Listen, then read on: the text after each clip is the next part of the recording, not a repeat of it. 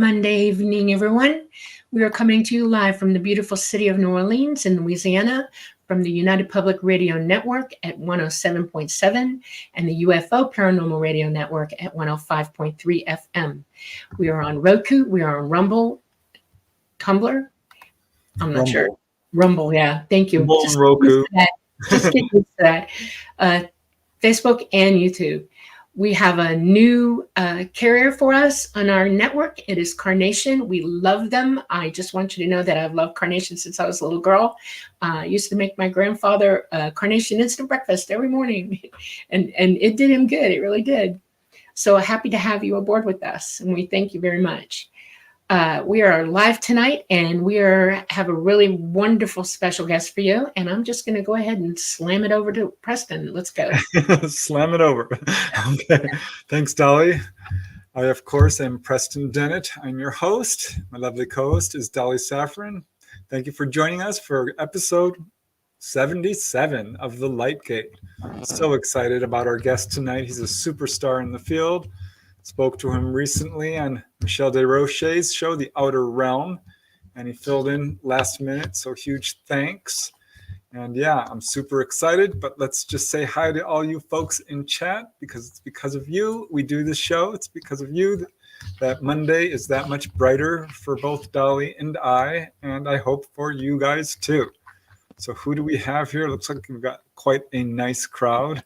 Renee Cruz showing up with all kinds of emojis. And Michael Kennedy has the popcorn ready. Hi, Mike. Hope you're doing well. Love you, Kylie. We've got Teresa Levine and Peak. Hi, Peak. Woot woot. Lightgate Monday. Oh, we've got a nice crowd in here already. Catherine Jones and Pam Harris. You guys are awesome. Jay Kirshenman here early. Oh, my. Thank you. Yeah. Ooh. Hope you're doing well after that crazy Helene. Okay, we got Louise. We have Rat Food. Louise's from New Jersey. Very cool. I love how we reach all over the United States and the world. We've got the Owl Man. Happy Monday. Namaste. I don't know how you do it. We love you so much. Thank you for your endless generosity. We just think the world of you, the universe, honestly, all the stars. Who else we have? Becky Duncan. Hi, Dolly and Preston. Love you guys. Oh, thank you, Becky. We love you too. We got Bambi. We have CT Guitar Guy. It's been a beautiful fall day. Both yeah. Beautiful show. Yes, I love the fall season. All the leaves changing. It's beautiful. Okay. We got Brilliant Design from Montana. We have Star Orchid with a wonderful, generous super chat. Thank you, Star Orchid 8. So kind of you. Yeah. Oh my gosh, Bob. Thank you so very much. Thank you for joining us. Thank you for your donation. You guys, it means a lot. So thank you. We've got Ruth Kleiber and we've got Scarlet Fire. The entire rainbow of radiation observable to the human eye only makes up a tiny portion of the electromagnetic spectrum. Sure. This is true. 0.003, that's all we get to see. Well, we're missing out, aren't we? I keep saying. That's very interesting. I mean, I knew that, but I didn't realize it was that small. Yeah. Okay, I better speed through this because our guest is amazing. I don't want to make him wait too much longer. Mandela Effect, Walking Trees, Jim. Lars, hello from Sweden. Hälsning. Yogaskade. Okay. Jagalaska Dig. That's how I'd say it. Oh, okay. Susan Lawrence, hello, and Leah, and Blind Psychonaut, an octopus with no friends. Great to be among you. You guys are amazing. Olivia, Roswell Alien, Walking Trees, Carnation, and hello. Breakfast. Yeah. I love the chocolate milk. Nothing like chocolate milk on a cold winter day. So. Yep. Okay, who else do we have here? We got Terrence Wills. We've got Henry Jackson in the Wilder Side. And David from the land down under. And Jessica, Thank you, Stephen, for being here. I better bring him in before I get too far down the line here. Hi, John Schaefer's and Catman Trash and Terrence Wills. You guys are so awesome. We got Courtney Houston. We got Yoga with Denise all the way from New York. Wonderful. We got Awesome. Vaticanus and Gizmo. We got Scott. Hi, Gizmo. Henry Jackson. Thank you, Henry. Thank you very much, Henry. Amazing. Thank you, thank you, thank you. It means so much. You have my endless gratitude. Thank you. Yes. Your pair network bills. Thank you. Heiser Soze and Yep. Keith Rothwell and Denise Marshall. You guys, it's just so amazing. Tariq, you made it. OG Tariq from Philly. Smash the like button. Yeah, we appreciate it. Thank you very much. Emily and Evan and JR Amadeus Schiffer. Hello. We have a big crowd. I better get started. Okay. Yes. Sorry if I missed you guys. Ooh, the outer realm. Woohoo. Okay, let me introduce our guest. If you haven't heard of Stephen Bassett, where have you been? This guy is a superstar in the UFO field. He's truly doing something very important. No one is at his level. Let me tell you a little bit about him. We are so proud and delighted to welcome Stephen Bassett. He's a pioneering and influential UFO researcher and disclosure advocate. He has spoken to audiences in no less than 20 countries about the political implications of UAP, ET phenomena, and disclosure. The formal confirmation by heads of state of an extraterrestrial presence engaging the human race. That is the end game. We want an official announcement. He is the co-founder of the Hollywood Disclosure Alliance. Check it out. We'll talk more about that. And executive director of Paradigm Research Group, a 501c3 nonprofit providing education, consulting, analysis, and political activism for a post-disclosure world. He's getting us ready for disclosure. Check out that website. It's massive. It's hugely informative. We'll talk more about that. Stephen's advocacy work has been well covered by national and international media, including the big guys, CNN, Fox News, MSNBC, Washington Post, New York Times. He's appeared in many documentary films. His lectures and interviews are very well represented on YouTube. In 2013, PRG, the Paradigm Research Group, organized and conducted a citizen hearing on disclosure at the National Press Club in Washington, D.C. In November of 2014, PRG launched a 2-year political initiative out of Washington, D.C. that injected the ET issue into the 2016 presidential campaign. You guys, I don't think you know how important this guy is. He's doing such amazing work. In December of 2023, he co-founded the Hollywood Disclosure Alliance in LA. This is a new media-centric organization aiming to align those working within the UAP ET research arena with writers, directors, producers working across every facet of the global entertainment industry. We're pushing this mainstream. PRG recently launched an activist project, Shift Storm, seeking UAP hearings as soon as possible before the Senate Select Committee on Intelligence. You can learn more about our guest in the links that are provided in the show description, and we will be displaying those, of course, on the banner as well. But now let's bring in our amazing guest, Stephen. Thank you so much for joining us. Yes, thank you for coming. Yeah, I'm so excited. I've been following your research. It was a delight talking to you recently on Michelle's show, The Outer Realm, and I'm so excited that you were able to come in at short notice. So truly appreciate that. My pleasure. Okay. Well, as I warned you before we actually started the show, I'm always interested in how our guests got involved in the UFO field. Have you seen a UFO? How does your family feel about what you're doing? You know, how did this all roll up for you? How did you get to the point where you are today? I've never had a sighting that was worthy of the name, though I've seen videos, of course. Been out on a couple of, what do they call CE5s? Just haven't had it. Not a contactee, though I know many contactees.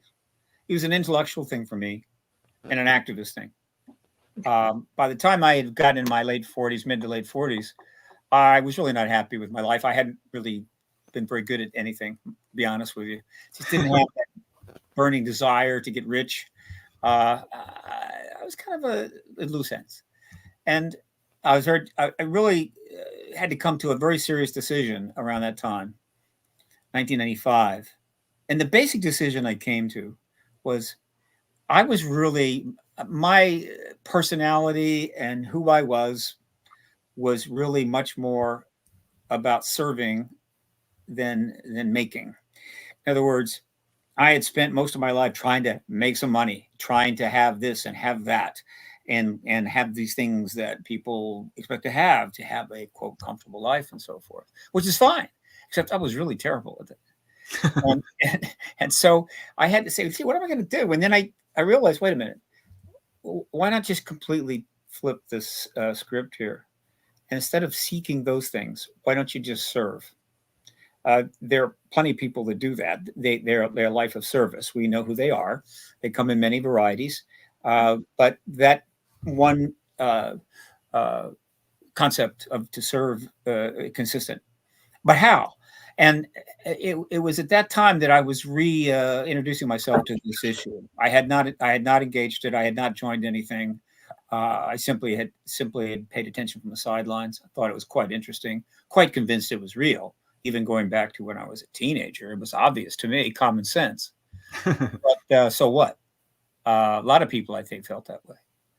But in 1995, I needed to make a decision, and I decided this issue was going to be huge, and that it was going to be a major event in human history, and it had all kinds of implications. And that would be a pretty cool thing to serve, but how?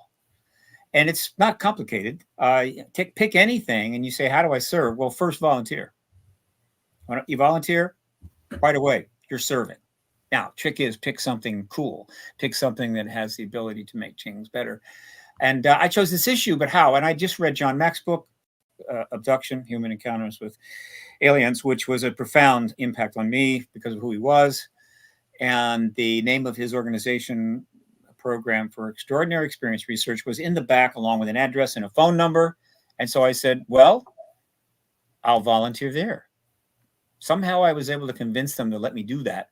And so I packed up, got rid of most everything but what I could fit in my car, drove east, and ended up in Cambridge. Spent about 5 months in Cambridge, volunteering for a peer and soaking up the vibe. Got to meet John a couple of times, I met my first contactees and so forth. But it was while I was there that it came to me how I could serve. And it was politically. I had paid attention to politics. My family had lived in Washington area for 70 years. I knew it. I'd been in and out of it many times, knew it well. And I was politically minded. I'd done some activism in the 70s, marching here, marching there. And so I said, this issue really is a political issue. It's not science. The science has already been proven, frankly, at least the key points. It's a political problem. Government doesn't want to tell you the truth. That's a political decision, frankly, made by the president, enforced by the Congress. So it needs a political solution. And so, okay, I like that. I'm not a researcher. My science degree really had no value by 1995. I didn't follow up. So I said, I'm going to go to Washington and engage politically. And almost immediately, it came to me how to start. And that was to register as a lobbyist. I knew about that. I knew that there was no lobbyist in this area. No one had ever been stupid enough to do it. So no money, nothing but abuse, probably. I don't know. But the point is, we've done it. I said, look, I'll be the first one.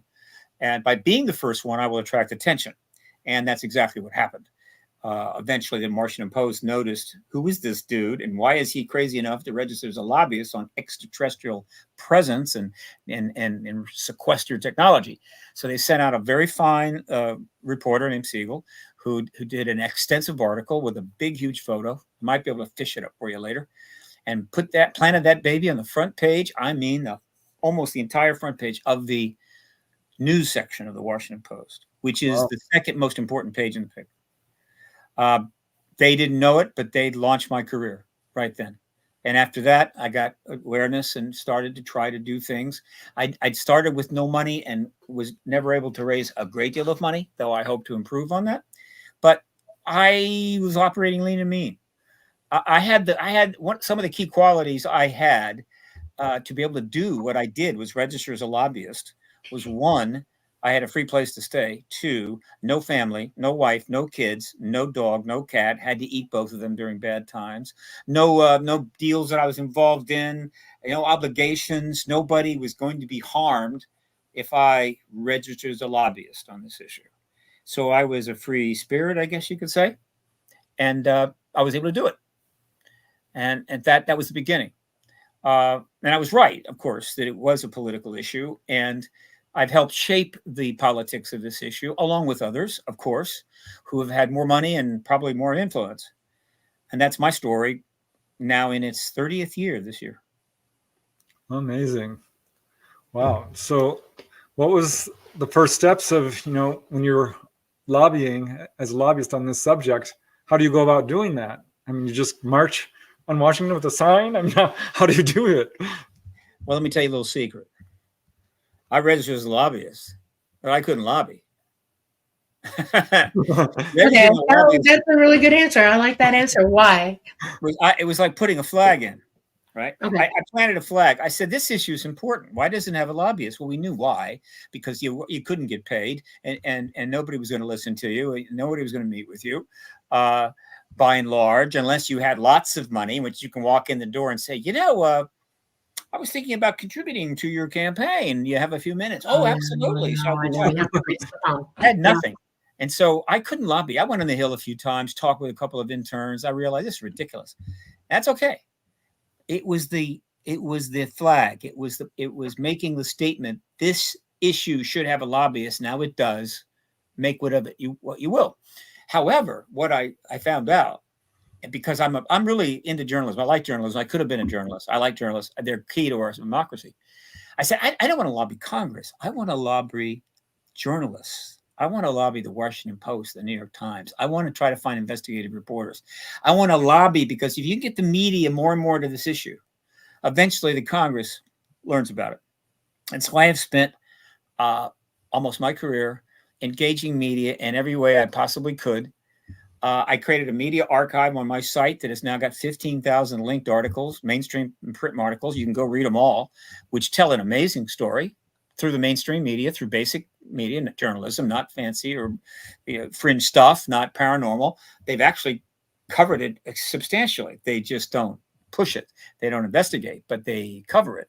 I have given lectures all over the world. I'm looking forward to doing more international lectures after Disclosure. And I've given probably approaching 2,000 interviews, probably more than anyone, including the great Stan Friedman and others, because that's just what I did. I was essentially in a position to be able to do that. And so I'm getting the word out. I'm working with basically citizen journalists and citizen, eventually podcasters and all that. And so in that sense, I became kind of I'm a disclosure advocate whose audience is not the elite academics who really don't want to touch this. It's not the elite journalists, though I'm happy to talk to them. It's the regular people out there who know about this issue, care about it in many cases, and are going to be affected by it, whether they want to be or not. And that's my career in a nutshell. All right. So with the Washington Post article, that was your first big break, right? Yep. So what rolled out after that? I mean, that must have really been a splash. It led to my first lecture, which I gave in Los Angeles at a press conference. I think Victoria Jack was the producer, not press conference, but conference. And I created a website. So it just, what happens is the more people you know, the more contacts you have, the more influence you have. And I built up a substantial list of contacts and research, but mostly a very substantial media list. And then again, the events, conferences, lectures, all of that, it's a message thing. Activism is many things, but one of them is fundamentally getting out a message over and over and over again, so more and more people get a concept down, understand something that needs to happen. And according to some recent studies, if you can get around 7% of a population of any societal group pretty much committed to a particular change of worldview, it flips the whole society. Hunter monkey effect, kind of. Well, not quite that, but it's rough in that same genre. In other words, you don't need 90% of the people on board. You need about 7%. And of course, anything above that is helpful. And the worldview, or what is needed or what is not happening that should happening, flips. And so 7% of the American people right now is approximately about 23 million. And I assure you, the people that are aware of this issue and interested in this issue far exceeds that. Absolutely. Worldwide. Mm-hmm. That's exactly true. So I've heard you use the term truth embargo as opposed to cover up. Why would you differentiate those terms? This is the first time I've been on your show, so let me quickly cover some terms so people won't get confused. When I use the word, when I say truth embargo, in almost every case, in every case, I am referring to the term that I came to give to the government's policy of not letting the people know about this, of denying them the truth of this matter. For most of the last 70 years, it was called, 77 years, called UFO cover-up. But that term is problematic for several reasons. It's not a cover-up, and UFO is a problematic term, not because it's intrinsically wrong, but because it had been the target of all the ridicule and disdain to corrupt the issue and demean the people in it. So UFO became a problem. It's just a bad name. So I called it truth embargo, very much like the embargo of Cuba. Cuba is there, but you can't go there. The difference with the truth embargo in this issue is they're saying there's nothing there, but what is not there, you can't go there. I mean, it's like literally saying there's no Cuba, but if there were, you can't go there. I mean, it's that nuts. But that's why I came up with truth embargo. When I say UAP, most of the time I say UAP, I mean UFO. It's exactly the same thing. But UAP is a term more amenable to journalists and academics and others that are trying to get into this but are worried that it's going to cause them a problem. Nope. I have no qualms about that. So that's what I mean when I say UAP. I mean UFO. But the term has expanded. So UAP finally landed on unidentified anomalous phenomena, which is good because the issue really involves a range of phenomena that isn't just some craft flying by. So unidentified anomalous phenomena is also another way to use UAP. And then when I talk about disclosure, that's where things get a little tricky. I frequently use the term disclosure in its standard usage, which is the effort to get the information out, to get the research done, to study events and take reports and put out books and documentaries. That's all a disclosure process, a revealing process. That's small d disclosure, and I often use that. However, I frequently use the term capital D disclosure. They're pronounced the same way. Hopefully, I make it clear which is which. But when I say capital D disclosure, I'm referring to something quite specific, something that I labeled back around 2000. In other words, language has been some of my contribution to this field.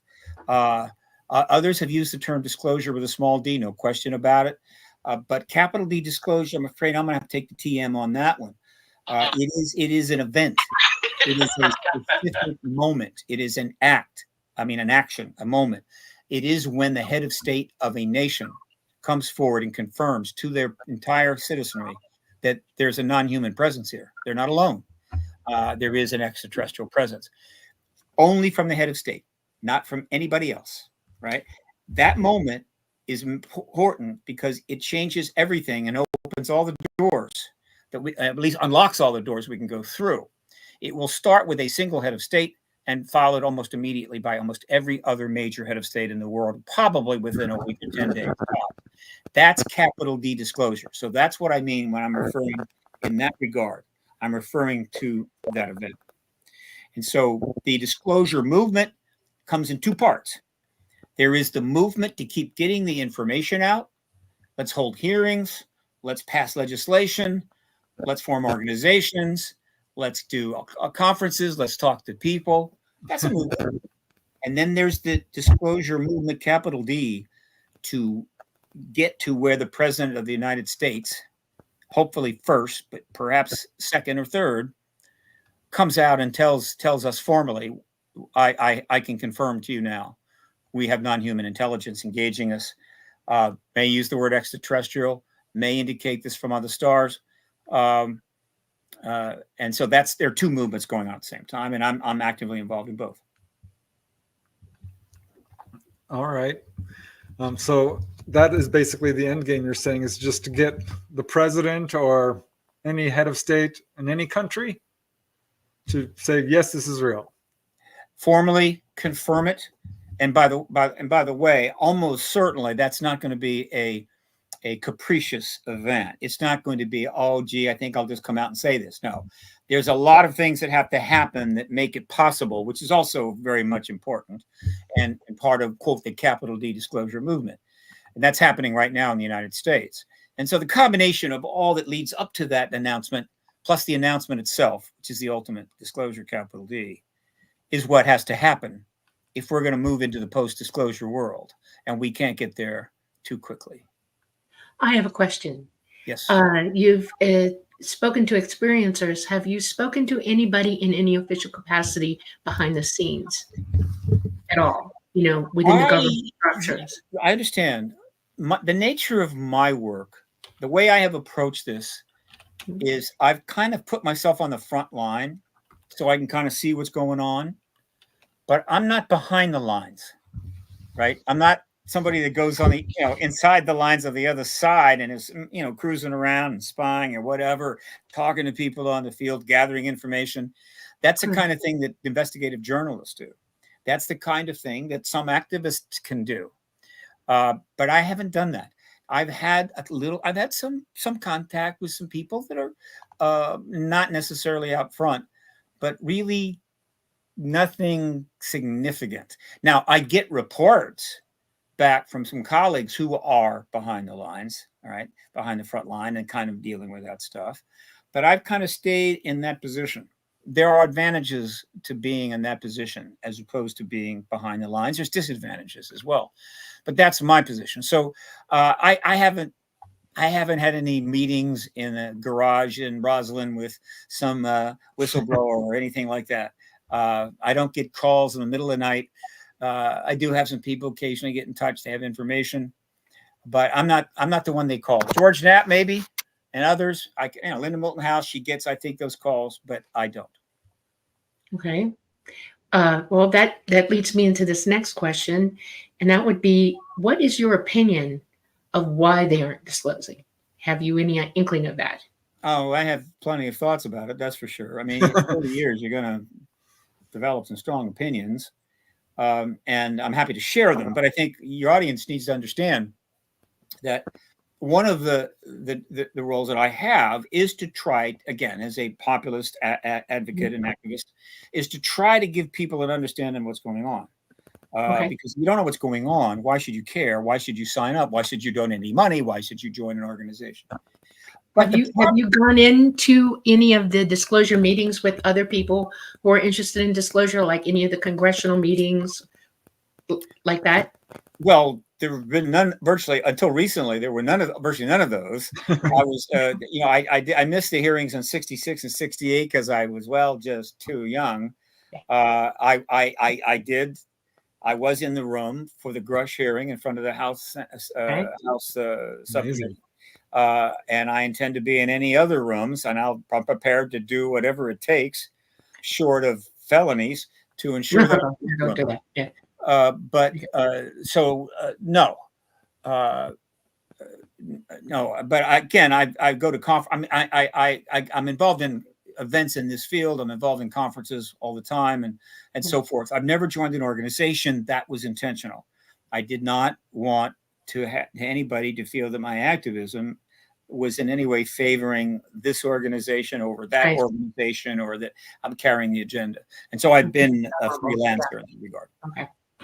So the average person, say in the United States, certainly knows about UFOs, but why should they, care about disclosure? How will disclosure benefit all of humanity? Why should we care what the government thinks or Okay, says? so that's a question. But then Dolly had another question, which I still haven't answered. So there are two questions there. Okay.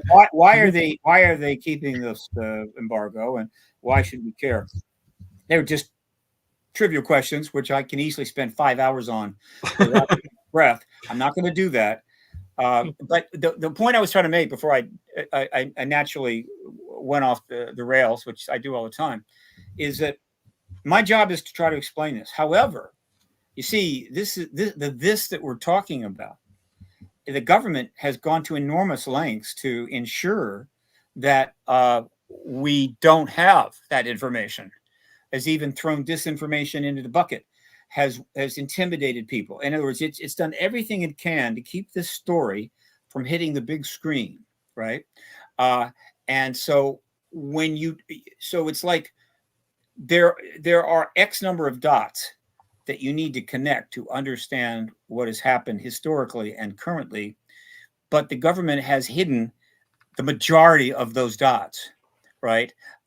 Even thrown some phony dots out there. And so you are at a huge disadvantage. The best you can do is using logic and common sense, and not getting too far from Occam's razor, is to try to connect those dots in spite of the fact that many are missing. So with respect to the question, why have they not told us the truth? The reasons I give are, I think, reasonable, and I think will hold up, but they're not, it's not like an historical record or something, I assure you, but it is a number of things. But the single most important reason why the truth embargo has lasted this long, which is amazing, 77 years. I mean, it's one thing to hide something in a basement somewhere and make it a secret and nobody knows unless you go in the basement. It's another thing to tell the world that something is not happening when it's happening all the time, day in and day out. How do you do that? It's obviously not a secret. It's what? It's in fact an embargo. In other words, it's the emperor's new clothes. The emperor's naked, but you're supposed to see clothes. Of course, it's the reverse of that. The emperor is fully clothed, but you're supposed to see the emperor is naked. Okay, it's the reverse of that fable. It's nuts, but they've gotten away with it. In any event, the number one reason that they succeeded is that the history of the modern era of the UFO phenomena virtually coincides, and it's not an accident, with the era of the nuclear arms race and the Cold War. They are side by side, and they have developed and expanded side by side. So you start with a limited, possibly in a couple of events prior to World War II, if true, incredibly tightly held. Probably no one knew about them. Then you've got some events during World War II that got a little bit of interest, primarily plasma balls surveying battlefields and or going along with their airplanes, doing no harm. No big deal. We had a war to fight. But then we ended the war with nuclear weapons, dropped them on civilians in Japan. And then right after that, the phenomena starts taking off in a way that it hadn't for thousands of years. I think we had a lot of ET contact thousands of years ago, but it wasn't like No this. doubt. Yeah. Okay. It was like whatever species they were, it didn't matter. They were all gods to us.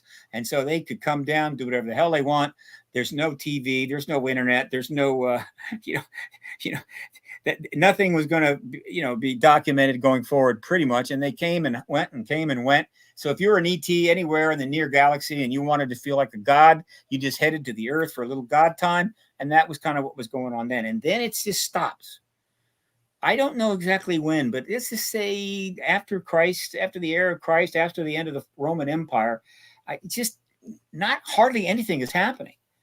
That's really significant. And as we go forward in time, the ability to record stuff is actually improving. And so you would think that if they were active continually, you'd have this sort of constant record, not just the odd painting here and there. I think they just kind of shut down. But in 1945, that changed.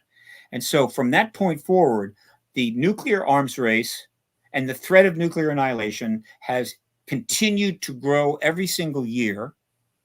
And the ET presence, the ET phenomena, has also expanded throughout that time.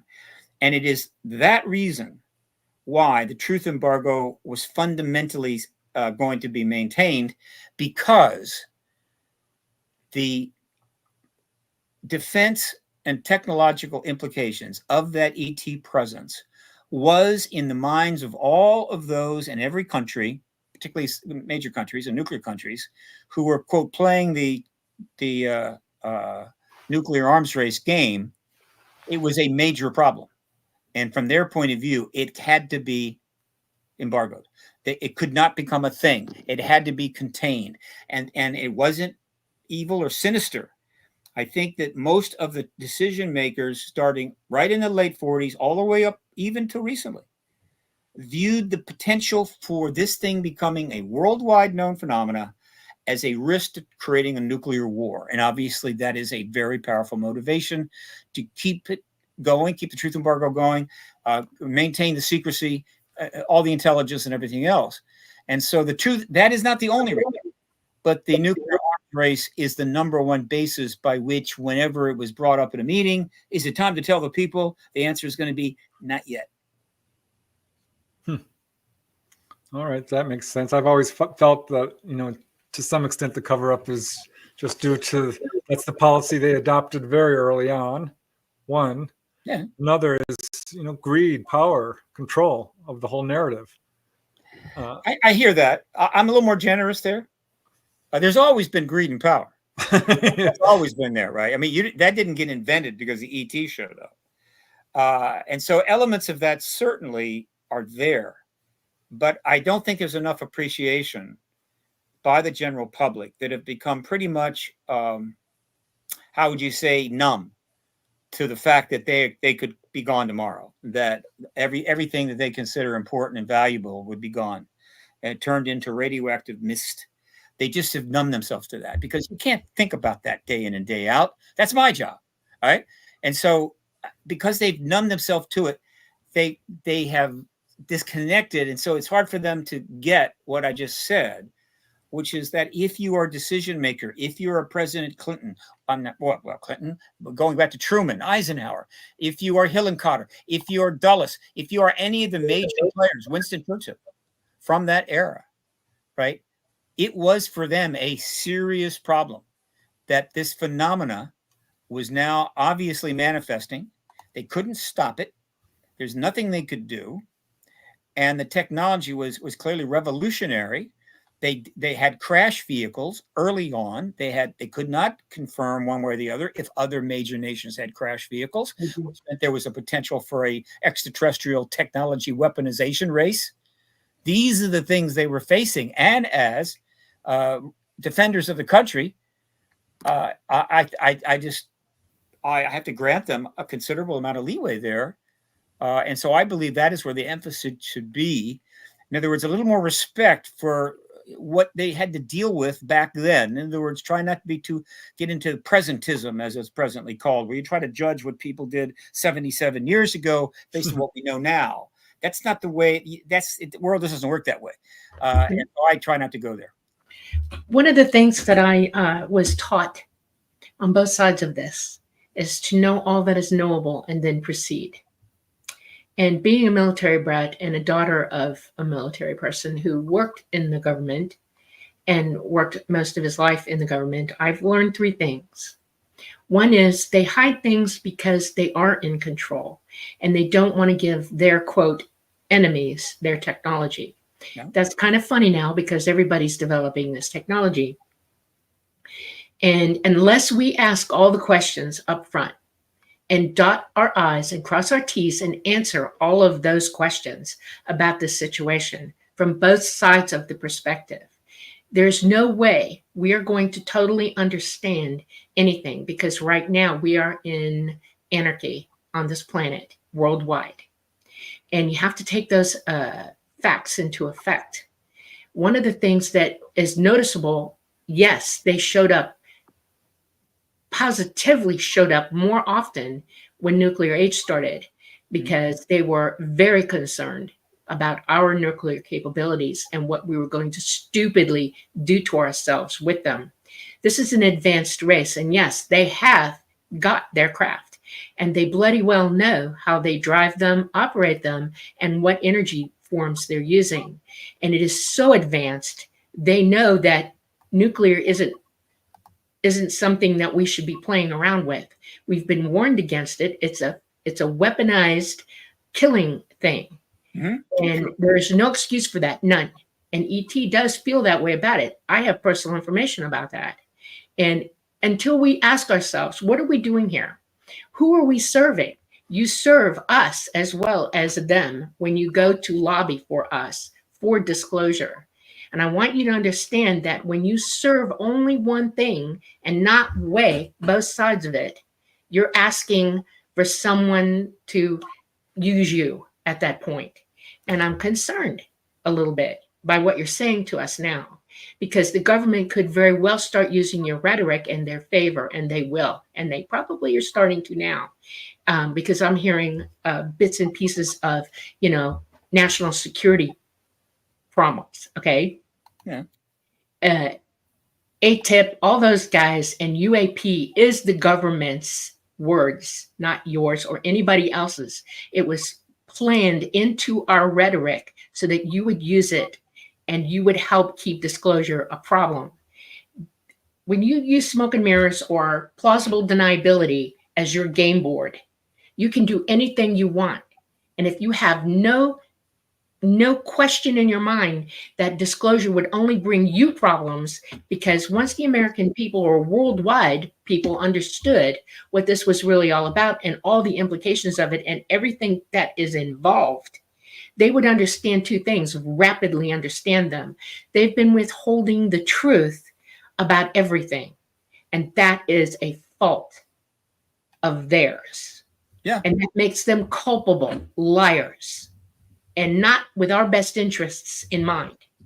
That makes them rulers over us with that information. And this concerns me greatly. I want disclosure, but I want disclosure in full in the way that it should be. And I'm not so sure having a world government leader say this is happening, because what you might get, think about this, clearly think about this. What you might get is now it's a national security problem worldwide and ETs are coming for you. Well, they're already pushing that. That's right. They're pushing. It's an agenda. And when I see agendas, I know that somebody's not telling me the truth. Okay. I automatically start questioning everything they say. And I've they're been going to use everybody in this field, no matter what. They're going to spin it the way they want. I know. And you have to understand something else. Governments have levels of intelligence, and not everybody is in control of that. Those who are absolutely in control everything. And you can't tell a president to disclose to you when he doesn't really have that information, or he might have a piece of it and has been told your family goes right along with you if you do, that you do it our way. And then they wait for the buildup within this governmental system to where they've taken over and disclosure is their agenda. And they have reasons why. That's the problem. We have reasons why. Well, that leads to my next question then. Who exactly is behind disclosure? Or I mean, the truth embargo, sorry. Yeah, it's not so much the president, is it? It's not so much the governors or the Congress. It's intelligence agencies, I'm guessing, or the highest levels of the military, Navy, Air Force? Well, any major program that a nation has is going to have those behind it, which are the appropriate people to deal with it. Right? In other words, who's behind our strategic our triad, right? Our nuclear triad that is designed to be the deterrence to anybody attacking us with nuclear weapons. This is a vast complex involving huge sums of money being spent every year. And there are people in multiple services and intelligence agencies and so forth. And of course, the DOD, the Department of, the Congress is involved because they have a certain level of oversight. They get briefed. The Gang of Eight has certain clearances. The president's involved as chief of staff and so forth. So there's nothing unusual about that. And so who's behind the truth embargo? Well, here's where it gets tricky, because since the government must insist that, and has to insist and has, that there are no extraterrestrials here, therefore there is no truth embargo, that therefore the whole question about who's behind it is, from their point of view, moot. However, an awful lot of research has been done by an awful lot of our colleagues for very little money, if none, in order to try to at least connect as many dots as possible and get research. And they have gotten a lot of information together. They've gotten a lot of documents to FOIA. They've talked to people. They've done an extraordinary job. They could have been done in a far less amount of time, but of course the truth embargo has stretched it out. But we have a general idea. The truth embargo is being managed, right, by individuals working from highly classified programs. Those individuals have managers. There is a sort of, I guess, the programs are isolated from each other. That's called stovepiping. Right. In the program itself, oftentimes you have a situation where a compartmentalization takes place, where there may be 100 people working in this USAP, but no one of them knows everything that's going on. They're only working on a particular area, and that tends to help keep things contained. And then you've got non-disclosure agreements and other laws protecting all of this above that, right? You have some people that are somewhat high up and in managerial capacity. The legendary MJ12 group is a logical thing that would have been created at the time. Something like that has probably continued on, though it could have been changed all these years. And you take all of that and all the people that have been involved, which over the last 70 years is in the tens of thousands, all right? They have conducted the engagement of this issue. They have maintained the truth embargo, and a lot of money was spent. And we don't know the degree of success they've had with understanding the technology and the science, or actually re-engineering. We don't know the extent. We can guess. There's some dots there, but we don't have the full clear picture by any means. Right. That's why you want disclosure. You're trying to find that out. You're trying to find out what it is that they've been up to and doing all this time, because it involves all of us worldwide at this point. It's not a joke anymore. It is unsustainable for them to keep going in this direction unless they have a plan for something. And still, again, I posit that we should all be aware of it, not just them, everybody. And I'm not talking about the U.S., everybody. Yeah. The way I phrase it is, and this is true of a lot of things, the truth embargo probably was justified, though they didn't call it that, but what they were doing was probably justified starting in 47. I get it. They thought they were kind of clear for about 5 years, and then the ETs did a serious flyover of Washington, D.C. in 52, scared the hell out of them, which they got really serious. And then the Cold War just took off. By 1980, mid-80s, we had in excess of 80,000 nuclear warheads, either in launch capability or stockpile, which, I mean, it's just a ludicrous thing. I mean, it's enough to destroy the world 10 times over, maybe 100 times over. And so that was, nothing was going to change. The first opportunity for something to change was when the Soviet Union collapsed. And you had the end of, they gave up 14 republics. They outlawed the Communist Party. And right around 1990, 1991. And then you had President Clinton come in, though it was, they thought it would be George W. Bush. And if it had been George H.W. Bush, rather, I think we might have got disclosure in the early 1990s. But he lost and Clinton won. But that was a major change in the world situation, where literally the other major nuclear power, the Soviet Union, gave up, said, look, we can't afford this. It's not working. And they had some enlightened leadership come in. They gave up 14 republics. They were the largest landmass unit of any sovereign area in the world. And ironically, after giving up 14 republics, they are still the largest landmass of any country in the world. All right. They gave that up. They outlawed their party, brought back religion. And that was the window. And so, but we didn't get through the window. It didn't work. And there's a number of reasons for that. But for me, the the policy of truth embargo's shelf life ended around 1991, 1992. In other words, every year after that, it's been sitting on the shelf, basically rotting, all right, like fruit. And of course, the smell is getting worse and worse and worse. And so I'm pretty generous with the government and its policies on this issue up to 92.3 on the Rockefeller Initiative. But after that, my generosity starts to erode pretty quickly. And eventually it becomes not just a bad policy, it becomes ludicrous, it becomes dangerous and worse, right? And these are connected.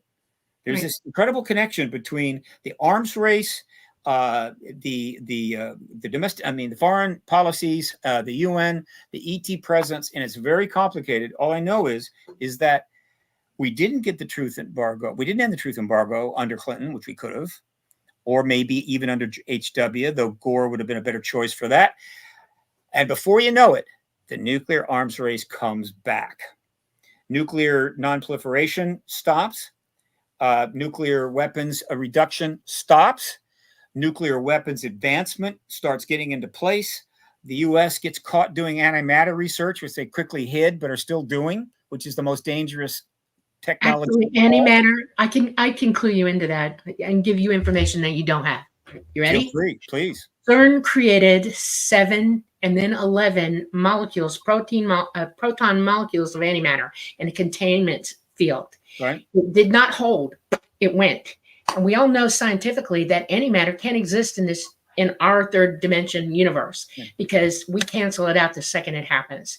You cannot create enough antimatter even to get to use it as a weapon because it automatically starts losing containment within days. It lasted 14 days, just so you know. Why did it lose? They had it contained in a magnetic field, correct? That's right. Because why did that break down? Why did you that ready? break? Because our sun is now shooting gamma radiation at us at a higher accelerated rate. We're changing our poles. Our magnetosphere is down 40%, and it's dangerous for us to even try to do that now, period. Okay. That's why. I don't understand how You need to look up everything I say to you. It'll back me up 100%. You can't hold magnetic containment when every magnetic field on this planet is chaotic, erratic, and being bombarded by our own sun. And it won't stop anytime soon. What if you were able to, what if the gathering process and the magnetic field that was being, by the way, this whole idea was the one place where this whole idea was perfectly brought together was a movie called Angels and Demons. One of those series. It was the one that followed Da Vinci Code, and where the idea of containment of antimatter was at the center. It was the MacGuffin in the movie. But what if you're able to gather and then store within magnetic containment antimatter, but in an extremely deep underground and/or protected area that's not affected by any changes in the Earth's magnetic status? Completely impossible. We are magnetic to our core. Our core responds to our sun magnetic impulses. They're in concert with one another or circuit. And when the sun pops off, the Earth responds. So coming and going, you can't contain anything magnetically on this planet. Not even try. Unless they came He doesn't fly here right now, as a matter of fact, because of what's going on magnetically on our planet, in our solar system. We are too chaotic right now with our pulse changing, and they bugged out 2 years ago. And the U.S. government and every other world government on this planet knows this. That's why I say to you, know all that is knowable first. Who bugged out? ET. They are no longer flying here. The only thing that flies here, and to our chagrin, they crash them all the time, are our back engineered craft. TR-3B is the #1 lead one that's floating around up there, and they crash on a regular basis. They've got several other models that they're flying, and they use nuclear to fly them because they can't use the same energy that ET uses. They're dangerous. They're flown autonomously. In other words, they don't have pilots on board. They're too dangerous even for the pilots to be on board these craft. And it is a back-engineered technology to use in a fight or a war. Well, it is other questions, but we do need to take a quick station ID break. So hold on just a second, guys. I want to let you all know that you are watching The Light Gate. This is episode 77. I'm your host, Preston Dennett. My co-host is Dolly Safran. Our guest tonight is disclosure advocate Stephen Bassett. We've been talking all about how we got involved in this field, being the first lobbyist to end the truth embargo, the reasons behind the cover-up, all kinds of stuff like that. But we do want to let you know we are streaming on several platforms. We are on Roku. If you have Roku, check us out there. We are on Rumble. We're on Facebook. We are on YouTube. And we are also streaming live at 107.7 FM at the UFO Paranormal Radio Network and the United Paranormal Radio Network, 105.3 in the beautiful city of New Orleans. We've got another hour to go in the show. It's quite a spirited discussion.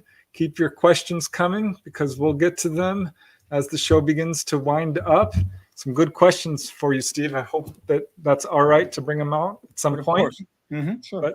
But yeah, I don't think you ever quite addressed my question is why should the average person care about disclosure? And I think probably you did kind of in a sense because it's connected Oh, absolutely. to nuclear. He answered you. Yeah, unfortunately, it is a very complex question and a complex answer, and that's one of the barriers to getting this done. Most of the activist movements of the 20th century, and the 20th century was loaded with some of the great activist movements of human history, were pretty straightforward. Probably a perfect example of an absolutely clean, simple activist movement was the women's suffrage movement. Women wanted the right to vote. They couldn't vote. And so they went out and did what was necessary to change that policy. And they got an amendment that gave them the right to vote. What could be simpler than that? Now the question would be, why should women care? And that gets interesting because there were women that didn't want the right to vote. They felt it was going to, well, let me put it this way. It was going to make their life more complicated. It was going to draw them into the political process, which is kind of unwieldy and unseemly at times. And it would disrupt what they felt was a comfortable lifestyle. But the majority of women wanted it to vote, and I wanted to vote, and I think that is certainly the case now. Civil rights movement, somewhat similar, and so forth. This is not like that at all.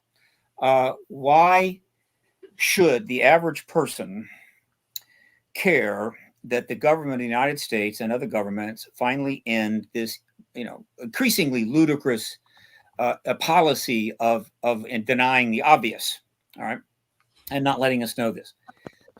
I get a couple of basic answers for that, but believe me, the full answer will be written up at great length by lots of historians and others, lots of books to try to explain it.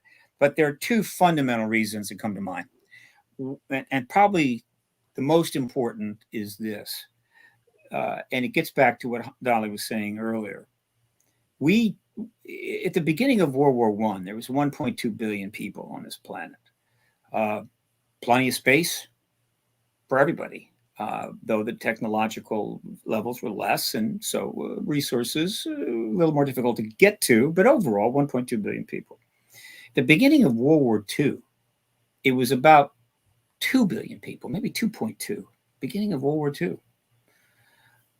Not too many. We had a huge war, killed a lot of people off, all right? And then after World War II began a significant era of economic and technological development, promising the potential to be able to use tech to provide the basic needs of the population of the world: food, clothing, shelter, toilets, that kind of thing. If people have got the basics, they're able to lead a life that is satisfying, and there's less reason to be unhappy. There's less reasons to be violent. There's less reasons to go to war. But that's not what happened. What happened was we launched ourselves on the nuclear arms race, which continues to this day. And the total cost of that arms race globally, plus all of the proxy wars, were made possible under the umbrella of mutual assured destruction, meaning nuke power could have a war here, and another nuke power couldn't interfere because that nuke power could nuke them. And so it was like, hey, you want to have a war, have a war. Is in tens, if not 20, 40, 50, 60, $100 trillion in modern dollars adjusted for inflation. So all that money went to that, all right? Meanwhile, the population went from 2 billion to 8 billion. And so we ended up having a situation the world becomes more desperate, more crowded, The amount of money to take care of people's basic needs is not there. War continues. Genocide continues. In other words, we really screwed things up. If you thought things were screwed up leading to World War I or World War II, it's nothing like now. And now we're on a pattern. Right now, we're in a zone right now that virtually mimics the lead up to World War I and the lead up to World War II. So we're headed for World War III. All right. And we have all of the other problems that 8 billion people would have. And we can't solve them. We can't do anything. We can't negotiate anything. We can't fix anything. We cannot deal with any major problem on this planet, because when things get bad, instead of cooperating, people just they just tighten up and can only think of their own immediate needs. If that means becoming a terrorist and blowing yourself up, do that. If that means buying bunkers, deluxe bunkers and trying to live underground, you do that. Whatever. And we are in a terrible, awful position. My personal prospects for the human race in this planet are barely measurable, and we're screwed. I believe that a nuclear war is inevitable. I believe that even worse than that is inevitable. I believe that the planet, which is sort of a living entity, you call it Gaia, fine, but it is a balanced living structure. And the way it balances itself is when things get really out of whack, it deals with it. And it's about to deal with us. All right. And it's going to kill a lot of us in order to try to get back to something that makes sense. And so all hell is in store. Okay. So for that reason comes disclosure. Why? Because the only way that we're going to get out of this is a whole lot of people, not just thousands, not just millions, hundreds of millions, maybe a few billion, a whole lot of people have got to have a change of worldview where they suddenly start to see the world and their place in it differently. And if we don't have that change of worldview, which can't be trivial, it's got to be massive, we're done. Yep. One of the things that I see happening, and you're exactly correct in what you're saying, okay? Mm-hmm. We are in anarchy right now, and we are headed for exactly all of this. One of the things that people are coming up with now to change worldview is that they are establishing that ET must protect them somehow. There are millions of people all over this planet who believe that ET will come and rescue them at the last minute. And that could be farther from the truth. Mm-hmm. There is absolute proof that they have not interfered with this planet in any substantial way other than to try to guide when guiding was necessary or helpful to us, mm-hmm. and then backing off when we lose our minds. There's nothing else you can do as even a parent. If you've got a child that's going nuts, you do what you can and then you back off and you let that child come to it or lose it completely. And we're there.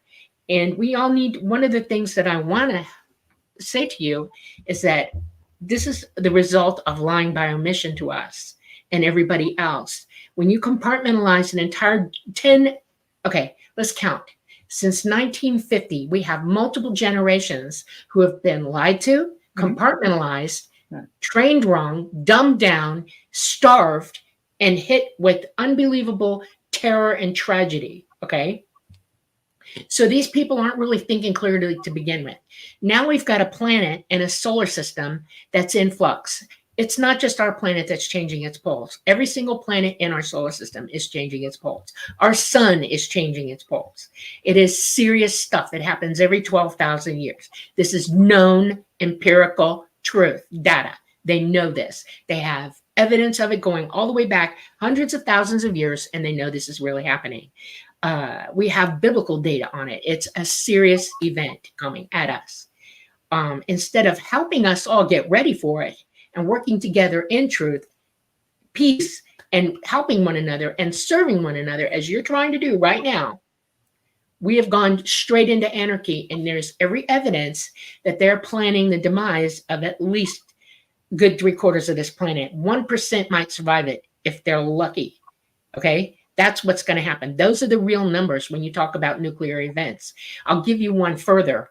The nuclear plants on this planet are power plants, are nuclear fallout waiting to happen, because if you EMP somebody in a war and that power plant shuts down, it will melt down and it will cause devastation all over the place. And there are, every state in our union has at least 3 reactors, 3 apiece.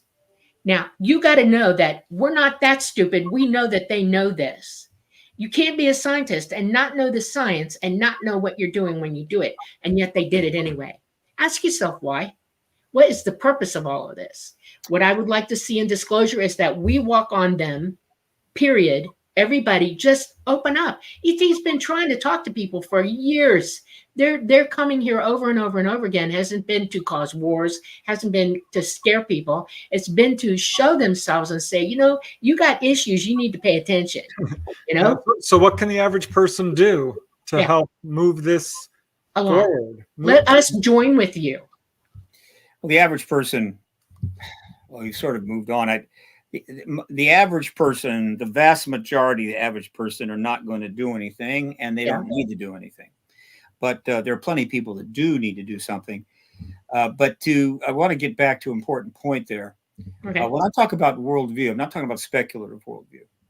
Right now, in the absence of full understanding, people are speculating about what could be going on.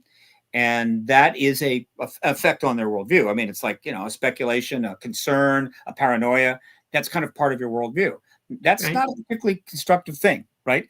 The worldview I'm talking about is what happens when people learn a fundamental truth that clearly alters perspective in a large scale way.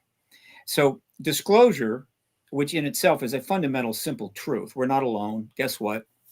That's been the case. We didn't tell you now before, we're telling you now. And so in a short amount of time, the entire planet will get confirmation that they're not alone. That's not all the information, but it is that fundamental thing. We're not alone in the galaxy, and we have visitors. That is a simple truth, without getting into the details, that has the power to change the worldview of not just a few people, but of billions of people, and not change it over a long period of time, right? Like Christianity was a worldview changer, but it took hundreds and hundreds and hundreds of years to really start to get to a large group of people and could never keep up with population growth. We're talking about a worldview change that will be the fastest, the broadest, and the most impacting of any in history. It is unprecedented. It'll be the biggest paradigm change of all time. And some people's worldview and leaders will change profoundly, and a lot of people just a little bit. But if you change the worldview of, say, 3 billion people even a little bit, that is a significant change. And that gets to the point that I was trying to make. Why do we care? If we do not have a worldview change at that level, and there's no book, no Jonathan Livingston Seagull or whatever that can be written and everybody will, oh my God, read this, change your world. No, we've had plenty of great books. Didn't do it. It's got to be something of this magnitude. If we don't have something of this magnitude, then we are not going to make it. And so for me, disclosure of the ET presence, which is overdue and may not make it in time, is the only way out of this hole that we have dug. It is the only ladder big enough to reach the top of this hole, and we're down in the pit. If we don't get disclosure, it's over. All right. Now I'm being a little bit dramatic, but I can tell you, not dramatic enough. I agree with you 100%. 30 years Absolutely. Of one of the things that I want to make clear here, though, okay, is the government's hoping that will happen for one reason and one reason only, because without the truth, without the entire factual laying out of what, where, when, who, and why, people will become afraid. They will be easily led into destructive thinking. Okay. The world leaders have more control over your thoughts than you realize, or what you think, or what you see, or how you handle anything. They have taken control of the narrative, absolutely taken control. So disclosure literally needs to be the truth. Of course. Okay. All across the board. They need to lay it down. And I don't care how embarrassed they get or how it makes them look. Right. Okay. Because that's what they're afraid of, because they do have an agenda and they don't want you to know until they spring it on everybody. And that's what I'm telling you. That's what we got to be careful of. So for us all to realize that we already have disclosure, you had disclosure without even seeing one that you could call one. Think about that. Intelligence is intelligence. We all know UFOs are real, but they're just they won't admit it. It's like your analogy. we need to ask ourselves why they're not disclosing more than we need for them to disclose. Well, I gave you one reason. I gave you Okay. one reason why they're not Okay. doing it. Okay. The other reason is that as the truth embargo aged and got worse and the shelf life was over, it became a huge public relations problem. And that's another reason nobody wants to be the one that has to answer those questions. Nobody wants to be on board the ship when it has to, when it's, you know, sinking. They want to get retire or die and let somebody else have to do that. And so it's like there's a lot of people that just don't want to face the music, and I get that. And part of preparing for disclosure is setting up an infrastructure and getting information out to the public to mitigate, to the extent possible, how unpleasant it's going to be for the people on board when disclosure happens. Now, keep in mind, the majority of people that have maintained this truth embargo, they're gone. They're either dead or retired. And so we're dealing with the new people that have had to keep the thing afloat, right? And so one of my jobs is to try to mitigate that a little bit, but that is a problem, right? It is embarrassing. It is awkward. And so they don't want to do it. Okay. So you've got that. Now, in terms of another reason why people need to care about this, which is secondary to the fundamental fact that we've put ourselves in an untenable position. If we don't have a major worldview shift, we're done. Is that on a more just a basic level, the truth embargo, which is not a secret, the United States government has maintained lots of secrets since over its time. Certainly during World War II, secrecy is key to winning wars. It's intelligence is the key to winning wars. It's maintained a lot of secrets, right? And people know that. So they know that the whereabouts and locations of our nuclear submarines at any given time is a secret. Okay, I get it. I understand. If I wanted to know that, you're not going to tell me. And I appreciate that. No problem. All right. But the truth embargo is not that. Right. The truth embargo, and the governments do lie from time to time. They lied about a couple of things that helped get into Vietnam. They lied about some things that helped get into Iraq, and we don't like that. And it's really nasty, and it makes us angry. But the truth embargo is even worse than that, because in order to maintain the truth embargo for 77 years, the government has had to lie every single day. Every day, no breaks, no vacations, nothing. It is a 77, 24/7 lie that's like a cancer in the body politic that is just going to grow. You can't, there's nothing you can do to slow it down. And it's going to kill the body politic. And that's what it helps do. The truth embargo has contributed proportionally more than most things you could point at to undermining the fundamental trust of the American people in their own government, a relatively successful democratic republic. But as all democratic nations know, if they don't know, they better find out, is that the ability to sustain democracy is fundamentally based on the confidence of the public in the government. That is not needed in dictatorships. The dictator and authority don't give a damn whether you believe them or don't believe them. If you're not happy, they'll be happy to kill you and take you out of your misery. Democracies thrive on trust and truth. And to the extent you start getting away from that, they start to crumble. That's why they don't tend to last very long. Now, the U.S. has been pretty successful, but in the last 70 years, the trust in government has been slowly collapsing and has now reached a point of such absurdity, which, and this is the nature of the world. And, the fact that technology brought us mass global communications and individual interactions and social media and networking and everything else, where everybody could be a journalist and everybody could have their say, thus creating a massive platform for lies and disinformation. Hey, that's technology. It was going to happen regardless. However, if you're already going into an expanding zone of institutional lying, and that shows up, guess what? It just gets worse. And so the effect of technology, social media, combined with the corruption of government and the lack of trust, it is literally shredding the American democratic system to the point of breaking it.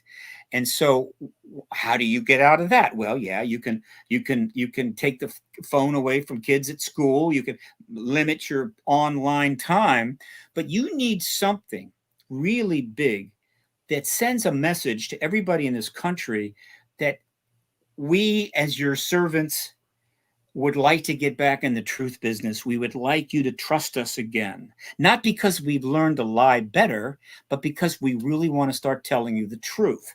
Now, if you're going to make that shift and you're going to do it quickly, being more forthright about the agricultural numbers or whatever the hell, some small details or the inflation rate is not going to cut it. You need something big. Well, this is the biggest lie of all time. And so by ending the truth embargo, they're sending this massive message to the entire American people. We're going to end this. We're going to get you the truth on this. We're going to let you know what's going on. Now, the other aspect of that is that this event, the end of the truth embargo, disclosure of a capital E, is so huge, so profound, will be so massively engaged by the world, if not everybody in this country, certainly by the world, that I think it literally triggers. It's like one of those heart valves.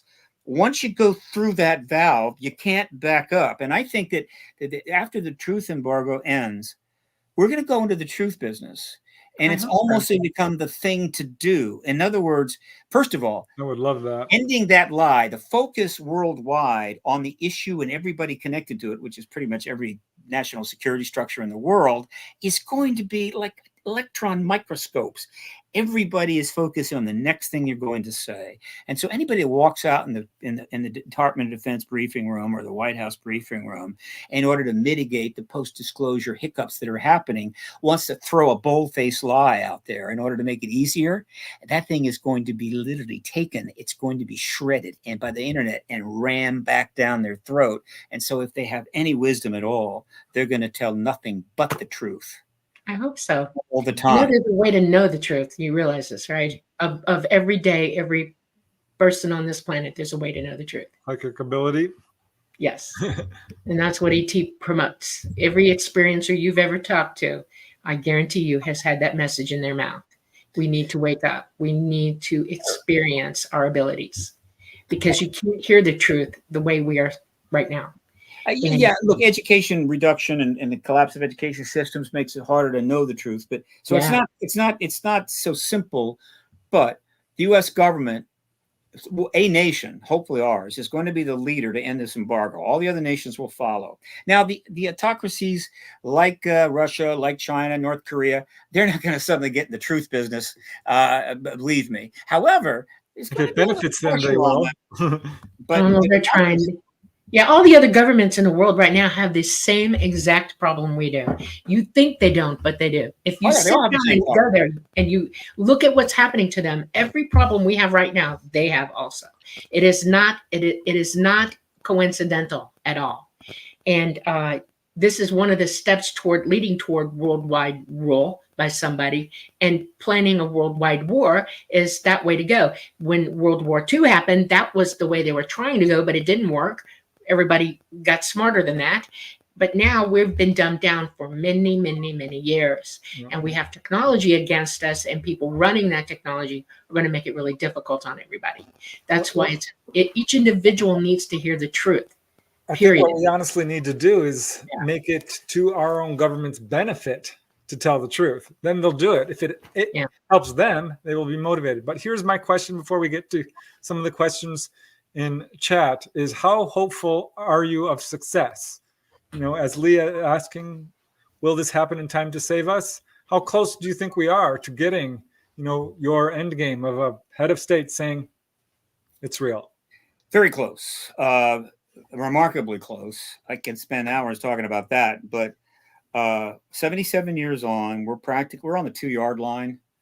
And yet, and this is, I don't know if this is just baked into the historical context, but at the same time, we're this close to disclosure. We're also this close to nuclear war.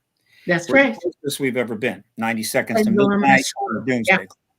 Back in 1997 or 8, I created the paradigm clock, which is, I still have it up on my site. The paradigm clock is midnight is truth embargo. It's disclosure, right? End of the truth embargo. And I managed it for years. In other words, I I would move it up and down depending upon events, but it was pretty laborious. And finally I stopped. But overall, the idea was to marry it up to the doomsday clock. So I retroactively started the paradigm clock in 1947, like the doomsday clock was started, and just try to show how events have gotten us closer to disclosure, further away, and whatever. It was a concept, but I still use it. I put it out because it's really a simple race at this point. I have one really important question to ask you before anybody answers any other questions. Why did Schumer kill the bill? He didn't kill the bill. I can get into that. I mean, why don't we hold off on that, because that's a whole bunch of stuff I'm going to tell you about what's happened recently. Okay. And I'm almost done with a bigger picture. Okay. So we're now in a race. What's going to happen first? A nuclear war or a paradigm clock hitting midnight disclosure? And it's way too close. I did not. We would have had disclosure from Clinton in 2017 if she had won the election. That was all set up. It was on the way. I'd take some credit there. We had really gotten the issue out. It was into the political arena in a way it had never been. She was already on the record. And that's one of the reasons the To the Stars Academy, I believe, was created. And I believe their plan was to come out right after her election, probably during the transition period, do all that stuff they did, go to the New York Times, whatever the hell. And then she takes office and boom, we get disclosure in 2017, but it didn't work out. Events, historical events, happens all the time, have resulted in a 7-year extension, right? Now, in those 7 years, an extremely lot of nasty stuff has happened, unfortunately. We've had political chaos in the United States.